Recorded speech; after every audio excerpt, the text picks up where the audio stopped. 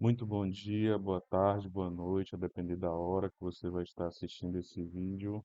Por cá, professor Rodrigo, sou professor do curso de Direito da UFS. Vou trabalhar com vocês a disciplina de Direito de Personalidade, da personalidade, e trazer para cá, né, para esse nosso contexto, alguns aspectos que eu considero relevantes nesse conteúdo. Enfim, é um curso de férias, eu nunca vivi essa experiência.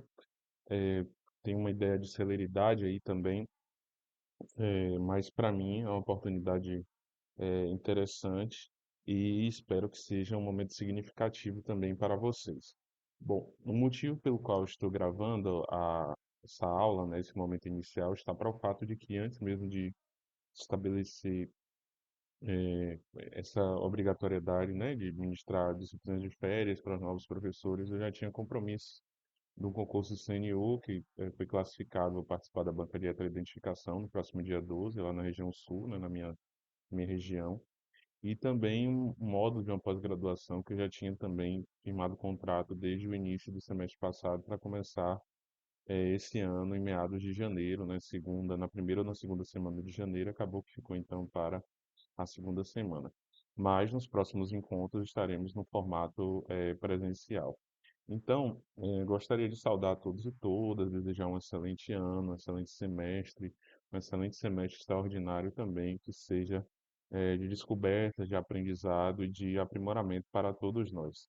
Eh, para mim, é um desafio trabalhar com direito da personalidade, né, enquanto um bloco aí do direito civil. Sou professor de direito público, fui selecionado para disciplinas relacionadas ao direito constitucional, enfim, é isso que eu trabalho, mas por convite, né, e também pelo desafio, assumi então o direito de personalidade como uma demanda de vocês. Espero conseguir eh, atender às expectativas. Bom, minha formação, sou licenciado em História, bacharel em Direito, especialista em Direito Público, mestre em Cultura, doutorando ou doutor aí lá para o dia 21, 22, já estou concluindo, apresentando a minha tese, não chamo de defesa, que não tem ninguém me atacando, mas apresento minha tese lá para o dia 22 desse mês, então já vou ser doutor muito em breve. Tenho experiência de 12 anos de docência no ensino superior, já fui professor da educação básica também, advogado militante, também professor da Universidade Federal do Sul da Bahia, na área de humanidades, mais voltada para o campo da cultura, da história, enfim, trabalhando com disciplinas de humanidade. E aí, para mim, vai ser uma satisfação discutir direitos de personalidade com vocês, que, eh, diante das discussões em torno da constitucionalização dos direitos, de um modo geral, o direito civil não fica distante disso, o direito de personalidade mais ainda, por ter um vínculo direto com a ideia de dignidade da pessoa humana. Então vamos lá. Esse componente nosso tem a carga horária de 30 horas. Esse material vai estar disponibilizado no grupo do WhatsApp, num drive que eu criei para vocês, para disponibilizar a aula, livros também, enfim. O horário nosso sempre às sextas-feiras, colocar aí das 17h30 às 20h30. Informar para vocês também que a universidade está passando por uma reforma, a cantina, por exemplo, 01 não está funcionando, está de férias. Então traga o lanchinho, porque aí, geralmente a gente faz de uma forma direta para não dar intervalo, então estamos começando um pouquinho mais tarde, terminando também um pouquinho mais cedo, justamente para poder ir direto. No sábado, das 8h30 às 11h30, em que é um momento também que a gente vai fazer algumas tarefas, né, atividades, enfim. Então, o que eu for desenvolver no sentido avaliativo com vocês acontecerá no sábado, eh, tendo aí a possibilidade, inclusive, de no último encontro, deixar o último encontro para disponibilizar uma atividade remota, né, com vocês para fechar esse semestre especial. A gente discute a ideia de dignidade da pessoa humana, que irradia e atravessa diversos direitos fundamentais, e aí é um campo de conforto meu, né, cá na teoria da Constituição, dentre eles a vida, a honra, o nome, a intimidade, a privacidade, a liberdade, enfim. como valores que nós temos como de uma raridade, né, de uma especialidade e, consequentemente, dotados de uma especial proteção. A disciplina vai discutir conceito, natureza jurídica, característica, classificação, tutela dos direitos de personalidade. E aí, discutir os direitos em espécie, a violação desses direitos, a responsabilidade civil e as discussões aí em torno da judicialização. Então, no primeiro momento, se conversa sobre conceito, natureza jurídica, característica, classificação, a ideia de proporcionalidade, a presença desses direitos na Constituição, no Código Civil. Num segundo momento, discute os direitos de personalidade em espécie, vida, integridade física, direito à imagem, depois questões de ordem psíquica, direito à liberdade, direito à vida privada, direito à integridade psíquica, direito de caráter moral, direito à identidade, ao gênero, à cultura, direito à criação também, depois as discussões em torno da violação dos direitos de personalidade e algumas reflexões sobre privacidade, autodeterminação e proteção de dados. E aí a nossa disciplina conta com aula expositiva com participação, apresentação de casos para debate, indicação de textos, filmes, reportagens para reflexão, resolução de exercício para debate. E aí essa parte de avaliação aqui eu vou pular nessa apresentação, porque pretendo encontrá-los para a gente poder discutir, negociar, conversar a respeito da avaliação. Mas aí, inicialmente pensamos em exercícios sobre temas, né, direito de personalidade, além de uma avaliação, da participação, né, uma avaliação continuada, de um caráter, digamos, qualitativo, e depois algum debate em sala de aula, de caso ou de jurisprudência. Mas aí a gente pode negociar também. Esse plano ele é um plano meio que pensado para um efeito de semestre, sendo que o curso de férias é mais corrido. Ainda não vivi essa experiência, então vou construir, criar, co-criar com vocês. Aqui algumas bibliografias, e aí eu não encontrei necessariamente numa forma digital, então quem tiver material me encaminhe, mas eu tenho o Pablo Stozzi e o Pamplona, e também tenho o Flávio Tepedino. Então, e alguns artigos também que pretendo compartilhar com vocês. Aí todo o material vai estar disponibilizado num drive, enfim. E aí, à medida que a gente for encontrando também algumas informações, a gente vai disponibilizando elas nesse drive, né? Nesse drive que a gente criou para a disciplina. Então, vamos construir juntos os caminhos relacionados com esse nosso conteúdo de direitos da personalidade. Então, fiquem à vontade também para sugerir, trazer também alguma questão aí que seja do interesse de vocês, alguma sugestão, enfim, para que a gente possa, da melhor maneira possível, desenvolver essa nossa disciplina, né? Então, fiquem muito à vontade. Então, vamos lá. Direitos de personalidade, o que vem em mente, o que que a gente pensa ao tratar de direitos da personalidade. Dentro do nosso Código Civil, nós temos esse conteúdo presente ali no intervalo de artigos do 11 ao 21. Então, se for para estudar no Código Civil, se for para o Código, um intervalo bem curtinho é em torno dos dispositivos, né, relacionados com a personalidade. O Pamplona e o Stozzi vão dizer que tudo aquilo que discute atributos físicos, psíquicos, morais da pessoa em si, suas projeções sociais, envolve direitos da personalidade. É uma esfera extrapatrimonial, então, do indivíduo, em que é tutelada por uma ordem jurídica, de valores, enfim, uma quantidade, né, uma série de valores indeterminada, não redutíveis, como a vida, a integridade física, a intimidade, a honra, o campo da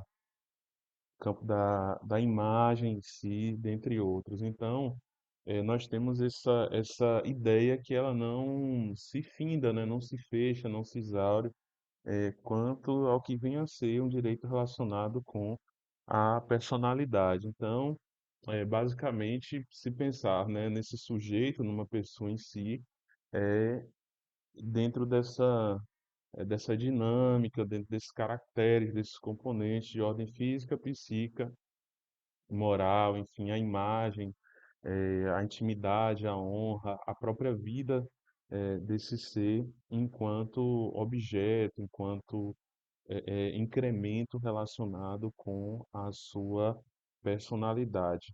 E aí, essa personalidade possui, obviamente, uma força e uma proteção constitucional, porque ligado direto à ideia, né, com uma forte ligação com o princípio da dignidade da pessoa humana. E aí tem muita gente que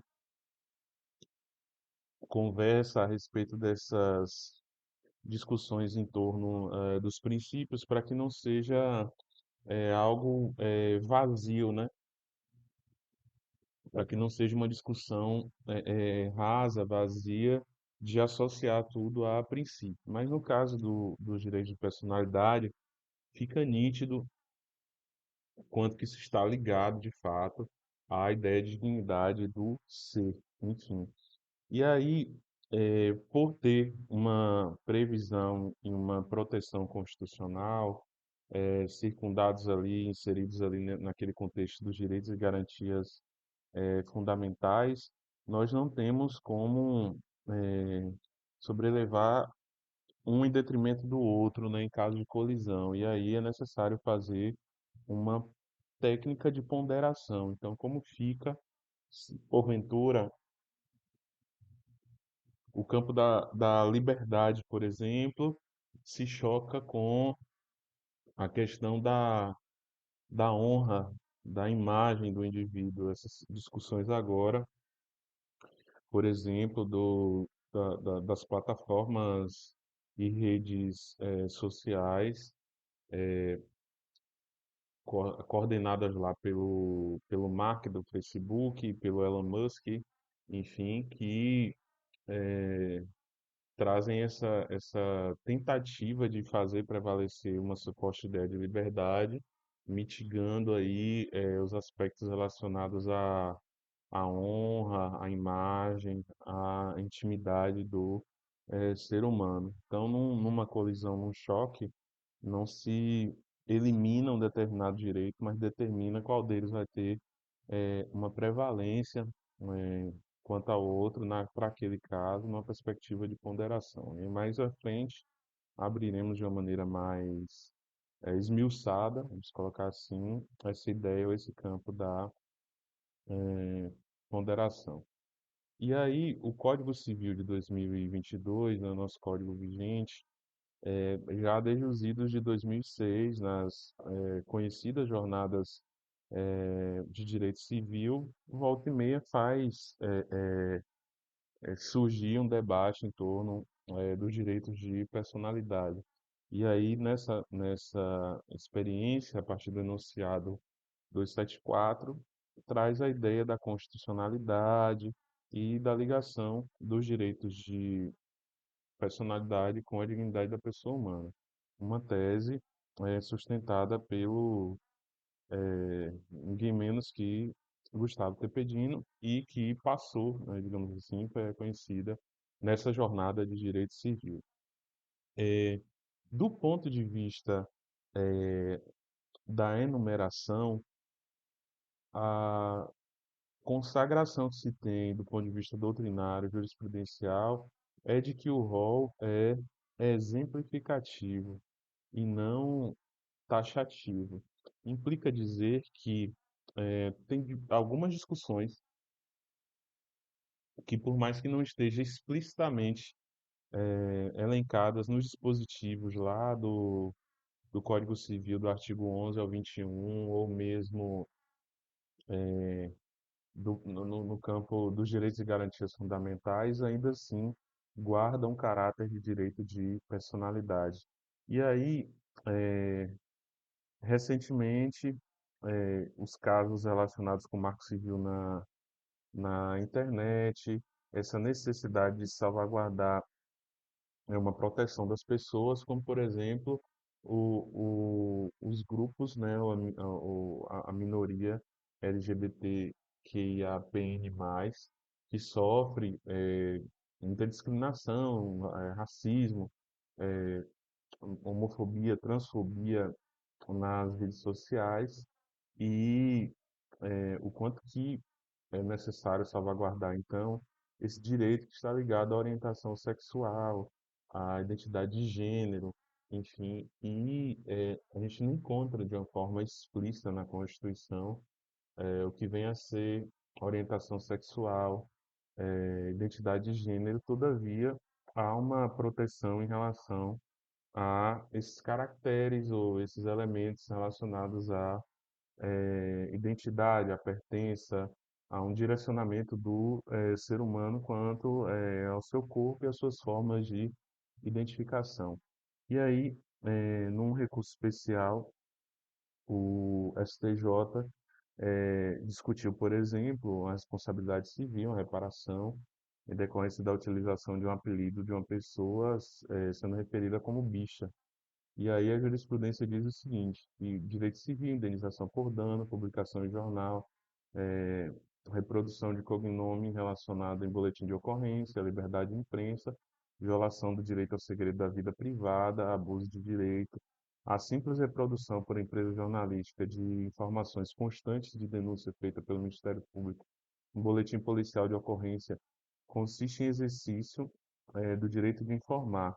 Na espécie, contudo, a empresa, ao reproduzir na manchete do jornal cognome e apelido do autor, com manifesto de proveito econômico, feriu o direito dele ao segredo da vida privada e atuou com abuso de direito, motivo pelo qual deve reparar danos morais, recurso especial provido. Uma discussão aqui de que uma empresa jornalística, na sua manchete, reproduz termos utilizados numa ocorrência policial.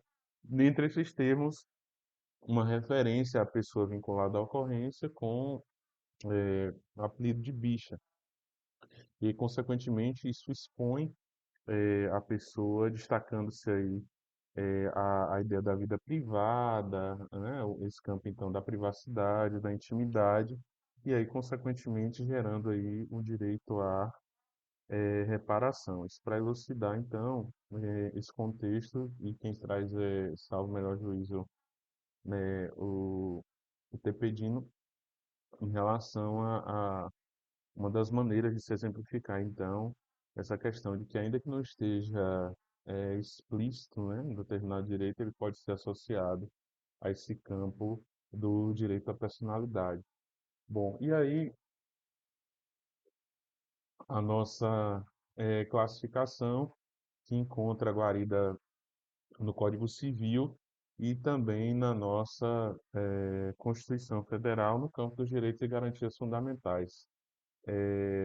Num primeiro campo, a ideia de vida e a integridade física e psíquica, tudo isso entendendo que a vida, né, o que envolve essa vida e essa integridade é um campo bem amplo, que muitas vezes se dialoga lá com o direito penal, o direito constitucional também, e não ficou distante dessa tutela civil.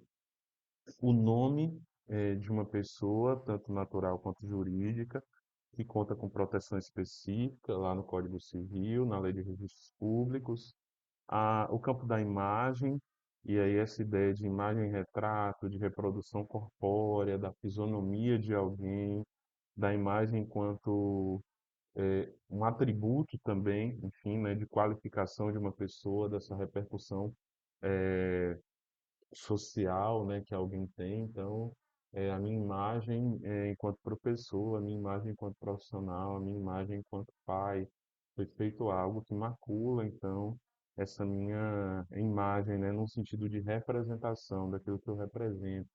Ou então, no campo mesmo da imagem materializada, propriamente dito, algo que venha retorcer essa minha imagem num sentido pejorativo, prejudicial, que venha, no caso, a fazer com que eu me sinta ofendido. O campo da honra, repercussões físico-psíquicas, como, por exemplo, a autoestima, uma honra objetiva também, essa repercussão social da minha honra, né, aquilo que eu sustento, aquilo que eu represento socialmente, então como campo também a ser objeto de olhares, de análise, de tutela e de proteção. E é aqui no campo da honra que a gente se aproxima também de aspectos penais para falar de crimes contra a honra, né, essas discussões de calúnia, de difamação, e consequentemente faz com que se veicule, se ventile, circule algo que é, não condiz com aquilo que a pessoa enxerga a respeito de si, né, ou está também em desconformidade com a imagem que ela transmite, né, com uma representação que ela transmite. E aí nós temos então esse direito enquanto um sistema que não pode ser analisado de uma maneira isolada. Então, desse valor de honra, dessa honra enquanto aspecto a ser protegido numa esfera trazida, ventilada, veiculada no campo civil, desemboca lá na esfera penal. A ideia também de intimidade, da vida privada, que é inviolável, que também possui uma tutela constitucional, e aí, consequentemente, alguns aspectos penais também ligados a esse campo da intimidade, que não deve ser violada, né? Ligando-se também a princípios como o princípio da confiança recíproca, da boa-fé, que deve nortear, reger as relações e, consequentemente, algumas práticas como aquela de exposição não consentida, eh, veiculação de imagem, de vídeo, enfim, de som relacionado com a pessoa sem um consentimento dela ou contra a vontade dela, recebendo aí também uma tutela, uma proteção e uma responsabilização, tanto civil quanto criminal, dos agentes responsáveis pelo ato, né, pela ilegalidade perpetrada. Então, isso é um conjunto que dentro dele nós conseguimos associar, acoplar, enfim, diversas outras questões ou discussões a partir desse bloco aqui, dessa classificação, que se divide aí em cinco, digamos que seções ou compartimentos em relação à personalidade. Então, tudo aquilo que diz respeito ao sujeito e esse campo, né, do sujeito, essa construção do sujeito, que tem aí um caráter, né, de imagem, de atributo físico, de representação, enfim. E aí eu separei aqui para esse nosso debate, que não é um debate, né, mas vai surgir o debate quando estivermos em sala de aula. Vou levar, por exemplo, o caso da Xuxa e o direito ao esquecimento. Não sei se vocês se lembram, de uma conquista jurídica da Xuxa Meneghel, a apresentadora, a rainha dos baixinhos, enfim, que conquistou na justiça o direito de fazer com que os buscadores, né, tradicionais que nós temos aí de internet não exibissem mais um filme pornô que ela fez no começo da sua carreira, quando ela ainda era modelo. E aí o que que isso protege, né? Pensando assim, a ideia de esquecimento, num sentido de que existe ali uma espécie de associação, como se fosse uma das representações do sujeito que não condiz mais com a história dele, porque ele não tem mais interesse em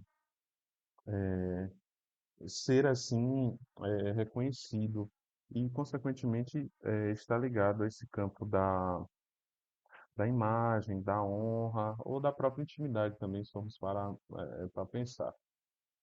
E aí, esse direito ao esquecimento surge principalmente a partir dos idos de 2013, a partir dos enunciados aí das jornadas de direito civil e a sexta jornada trouxe o seguinte, né, a partir do enunciado 531, de que dentro da dignidade da pessoa humana, da sociedade da informação, nós temos aí o direito ao esquecimento. E aí, né, a partir disso, então, danos provocados pelas tecnologias de informação vem se acumulando nos tempos atuais, o direito de esquecimento tem uma origem ligada à condenação criminal, como parcela importante do ex-detento à ressocialização, já já a gente comenta, não atribui a ninguém o direito de apagar fatos ou reescrever a própria história, mas apenas a possibilidade de discutir o uso que é dado a fatos pretéritos, mais especificamente o modo e a finalidade que são lembrados. Então, fazer com que eh, a vida passada da pessoa, né, o tempo pretérito, não seja trazido à tona no momento atual. Então, o direito da pessoa é dizer, bom, eu quero mais ser lembrado como o sujeito que fazia isso ou aquilo. E aí, o começo dessa discussão, então, é ligado à figura do preso, porque se porventura ele permanecer com um rótulo, né, de detento, de criminoso, enfim, ele não vai conseguir essa ressocialização e essa reinserção no meio social. Então, consequentemente, que de alguma maneira o nome, né, não permaneça ali no rol dos culpados, uma vida pregressa não seja levada em consideração quando o sujeito for analisado no momento presente. Eu me lembro também, não que ele invocou o direito ao esquecimento, mas tem uma banda lá da região de Ubaitaba, lá pelo sul da Bahia, que era o Capricho. E aí tem o Moreno do Capricho. E ele foi um sujeito que já tocou músicas assim que poderiam passar tranquilamente pela censura, mas lá nos idos de 2000, talvez isso não passava por tamanhos filtros. E aí esse Moreno do Capricho ele se converte e passa a pregar, enfim, só cantar música gospel. Então ele geralmente pede para que as pessoas não chamem mais ele de Moreno do Capricho, né? Que foi o nome como ele foi conhecido, né? O nome que se popularizou, mas chame ele de Moreno em Cristo. Então, ainda que não seja uma busca, né, por uma tutela judicial, mas digamos que no campo social é alguém que diz assim, bom, eu quero que essa imagem minha associada com um determinado ritmo musical e com determinadas canções, ela seja, digamos que apagada. Eu não quero mais esse rótulo, essa associação. E aí interessa, nesse caso, respeitar a vontade do indivíduo, né? Notadamente, então, respeitar essa vontade dele de não mais ser lembrado como o moreno do capricho, enfim. Então, são discussões que se travam a respeito desse campo do esquecimento. E aí vou tentar localizar na jurisprudência, enfim, relacionado ao caso da Xuxa, que conseguiu uma proteção, uma tutela de não ser mais, não ter mais a exibição nos buscadores, enfim, a respeito da sua vida passada, em que ela era atriz pornô, porque depois ela ficou mundialmente conhecida como apresentadora de TV em programas infantis. Então, era algo incondizente, né, incongruente, que não se harmonizava mais com a imagem que ela tentou construir. E aí dizem que esses vídeos dela circulam aí na Terra Sem Lei, que é a Deep ou a Dark Web. Eu não, particularmente não sei, né? Nunca procurei, não sei nem como acessa esse tipo de plataforma, né? Enfim. Então, nós temos aí um direito ao esquecimento que a gente não encontra necessariamente uma previsão em torno dele hum, explícita, né, nem texto civil, nem constitucional, mas um direito existente, consolidado aí principalmente a partir dos idos de 2013, inicialmente em relação à figura dos presos, né, dos detentos, enfim. E aí, também, quanto exemplo do direito ao esquecimento, nós temos um outro enunciado que vai já na jornada de direito civil de 2015, que é discutindo um rito, digamos que processualista em relação ao direito ao esquecimento. Então, em 2013 ele se consolida, digamos que enquanto direito ligado ao campo da imagem, né, da intimidade, enfim.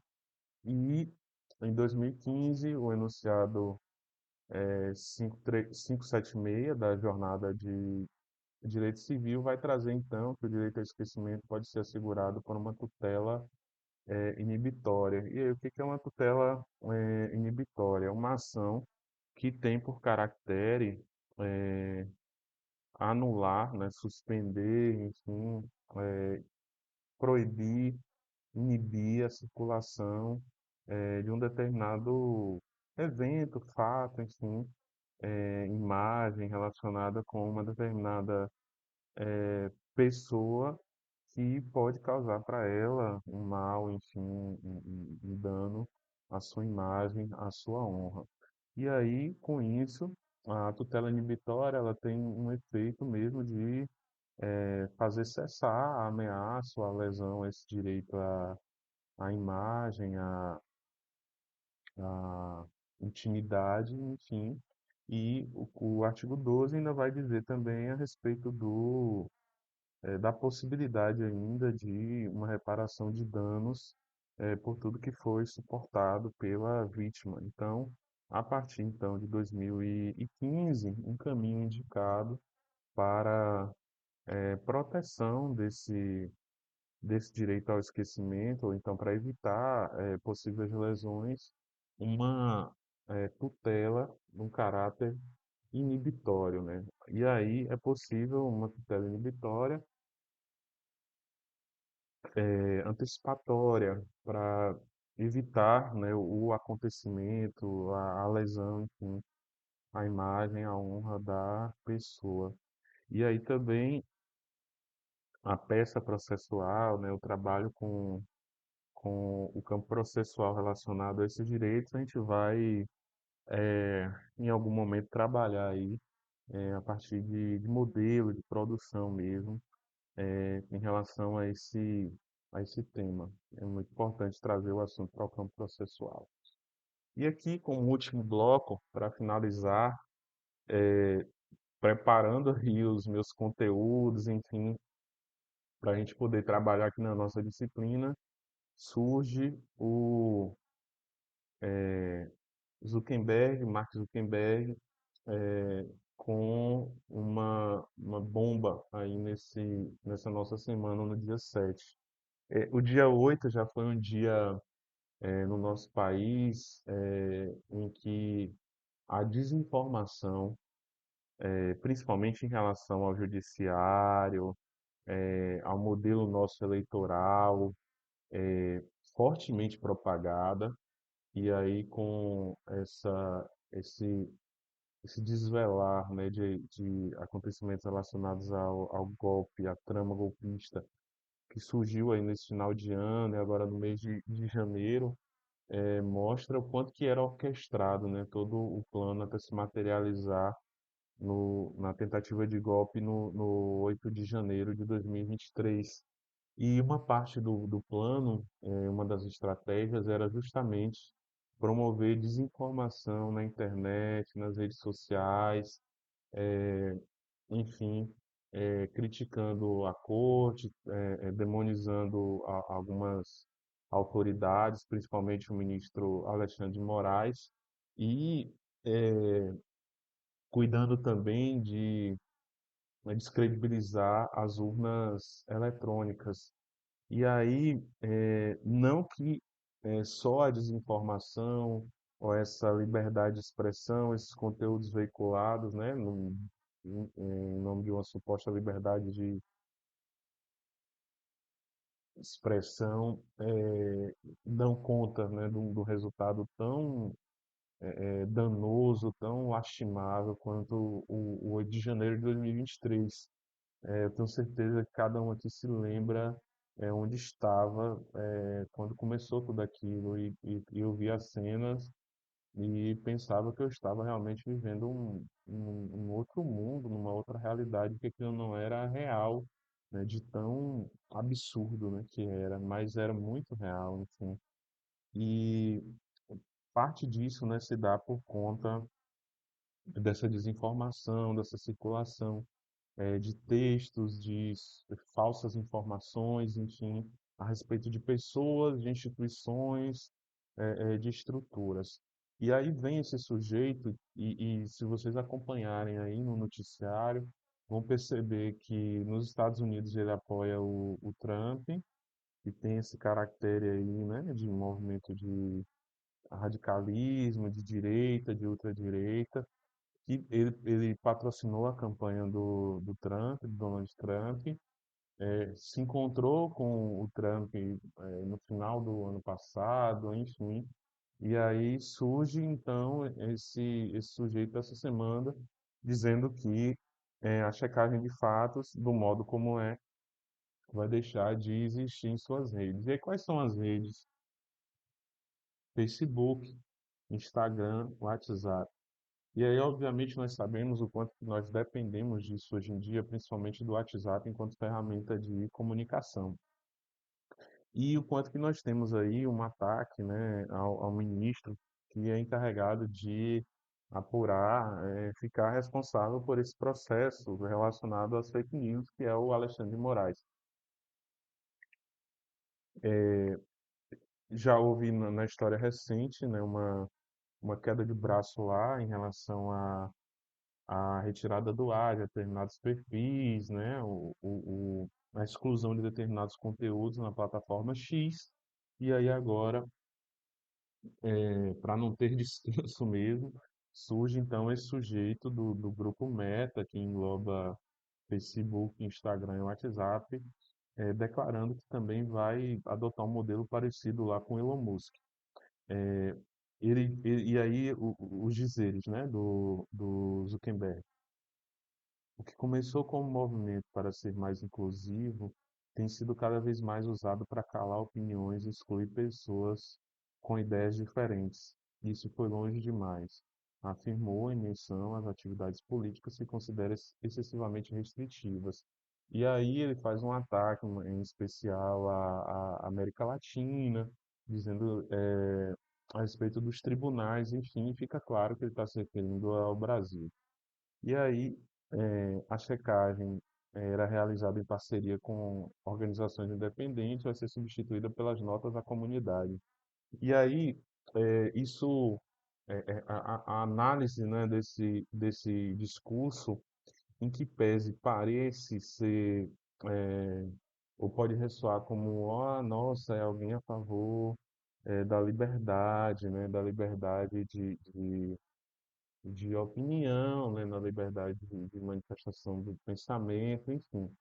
Mas no final das contas é um baratear, digamos assim, da estrutura e um sizimir da responsabilidade, né? Então, é como se dissesse, bom, eu não quero que a plataforma seja mais responsável por essa filtragem, por essa checagem, enfim, né? Retirar o peso mesmo da responsabilidade da plataforma. E aí, isso acena também para um outro aspecto. Muitos países, a exemplo do Brasil, em breve, né, já já, no ano que vem, estará em processo eleitoral. E aí, uma eleição anterior do Trump, inclusive, vários estudos, enfim, evidências dão conta de que foi definido a partir da circulação mesmo de desinformação em relação aos seus opositores, enfim, aquela ideia de que os Estados Unidos ficaria vulnerável perante a comunidade internacional, então, consequentemente, precisava lá de uma pessoa de pulso com o perfil do Trump. E isso circulava, deslizava nas redes sociais sem nenhum filtro, né? Então, influenciou muito na eleição. E aí, agora, esses donos de plataforma, como uma espécie de um novo poder aí que surge, vai desafiar a humanidade mesmo, né? Em que sentido? Já houve casos de falta de internet, lá na guerra, da Ucrânia com a Rússia, e o Elon Musk forneceu, uma estrutura, salvo engano, paga pelo governo dos Estados Unidos para a Ucrânia de internet via satélite, enfim, para que eles não ficassem sem rede. Essas redes sociais também não só desenvolvem, né, esses grandes empresários de manutenção dessas redes, mas através delas as pessoas desenvolvem suas atividades comerciais, vendas, anúncios, propaganda, enfim. Então, é uma influência muito grande que se exerce em relação ao mundo mesmo, nesse campo mesmo da era da informação, da sociedade da informação. E aí, consequentemente, isso traz algumas preocupações, já houve declarações de advogado-geral da União, do próprio ministro Alexandre de Moraes, em falas relacionadas, inclusive ao próprio 8 de janeiro, presidente Lula também, enfim, e tem muita gente preocupada com a suspensão, inclusive, do uso dessas redes aqui no Brasil, como foi com o caso da plataforma X, antigo Twitter. E aí, com esse novo desenho, né, de uma nova política de checagem, eles vão substituir por notas à comunidade. E aí, as pessoas terão a oportunidade, digamos assim, de fazer comentários, a respeito de uma postagem que venha ter um caráter, por exemplo, ofensivo à comunidade LGBTQIAPN+. E aí, inclusive, muitos perfis em redes sociais estão colocando isso, né? Que a, a homossexualidade, a transexualidade foram retiradas, um rótulo pejorativo, né? Enquanto uma espécie de doença, né? De moléstia. E que um dos exemplos é de que as pessoas vão poder, de fato, passar a fazer essa lastimável associação novamente. E aí, nesse contexto, se um sujeito faz uma postagem, não existe mais a obrigatoriedade da rede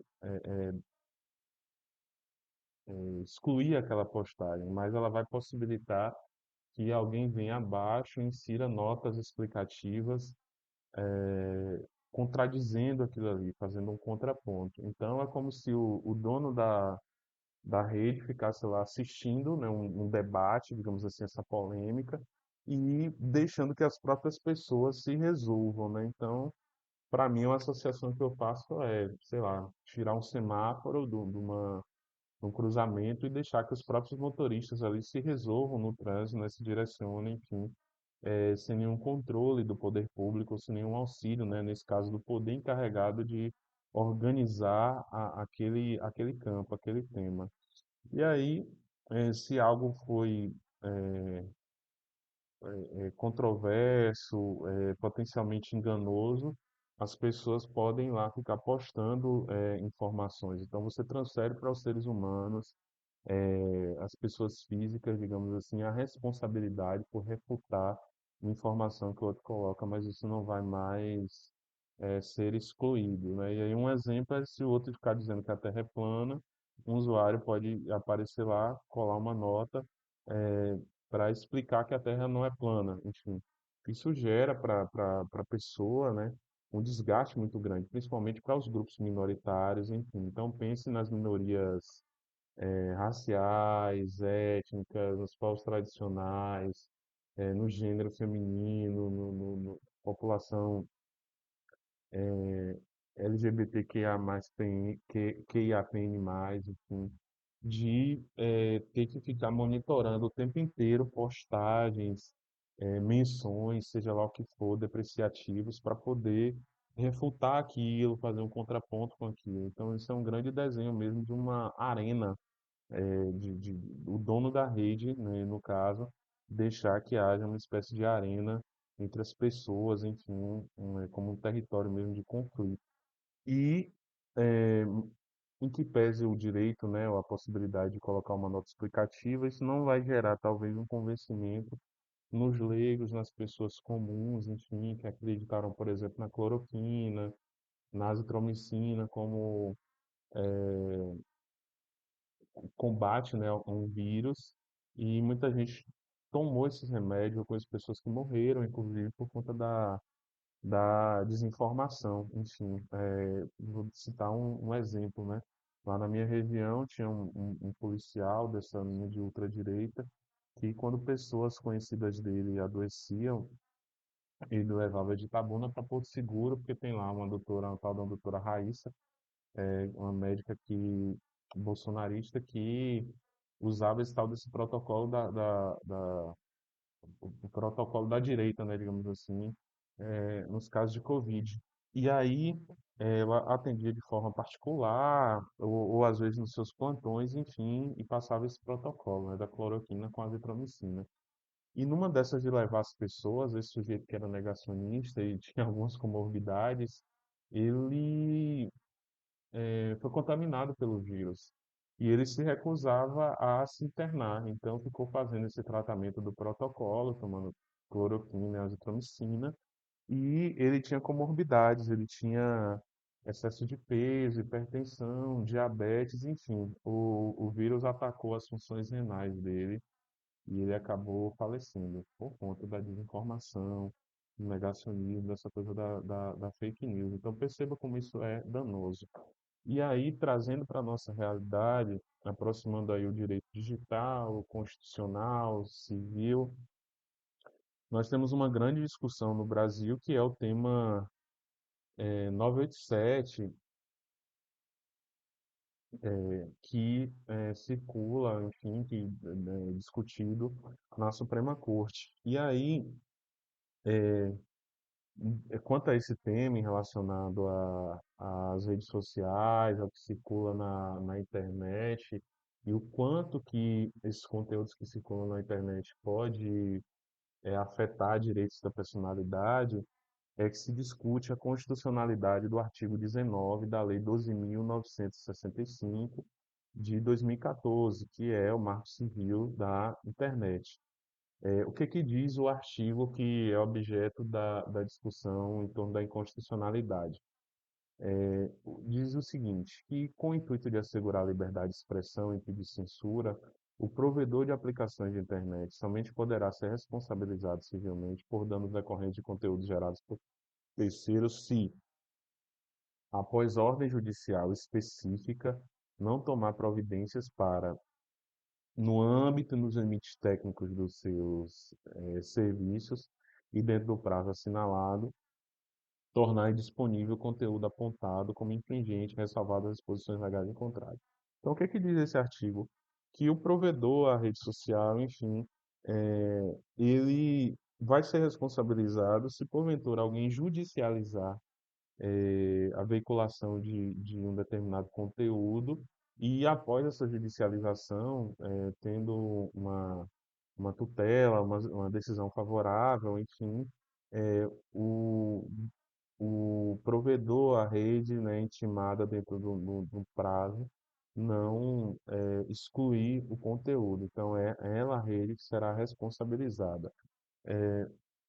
A controvérsia na corte é em relação a esse termo, após ordem judicial específica, porque o que se discute é a possibilidade, numa via extrajudicial, por ato da própria pessoa lesada, ela notificar a rede e o provedor, e o provedor já de pronto excluir aquele conteúdo.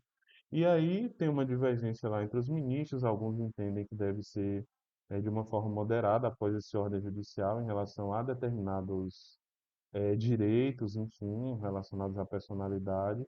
Outros entendem que de uma forma geral deve ser pela via extrajudicial e outros entendem que só deve acontecer pela via judicial, né? Então, que o provedor e a rede seja responsabilizado só e somente só após ordem judicial que receber para poder excluir o conteúdo. Então, só a partir dessa ordem judicial a plataforma ser responsabilizada.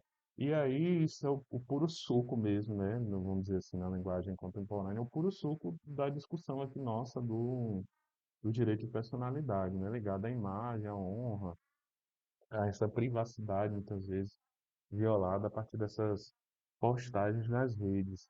E aí, essa discussão desses recursos extraordinários que estão aí englobados, né, no tema 987, esse comportamento recente aí do grupo Meta, né, do Zuckerberg, mais a questão do Elon Musk, enfim, tudo isso está ligado à desinformação, aos direitos da personalidade, e o quanto que isso pode ferir pessoas, matar pessoas e destruir até democracias, como foi o caso nosso recente. Então, temos que nos apossar daquilo que é o campo constitucional, o legal em torno dessas questões e também ficar atentos a essas discussões. Então, vamos aguardar assim, nos próximos capítulos. Esse material disponibiliza já já.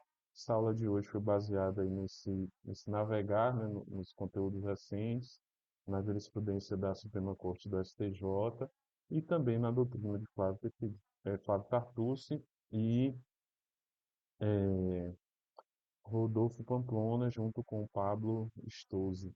E é isso então, agradeço a todos e todas e a gente se encontra presencialmente na próxima semana, na sexta-feira. Um abraço, até mais.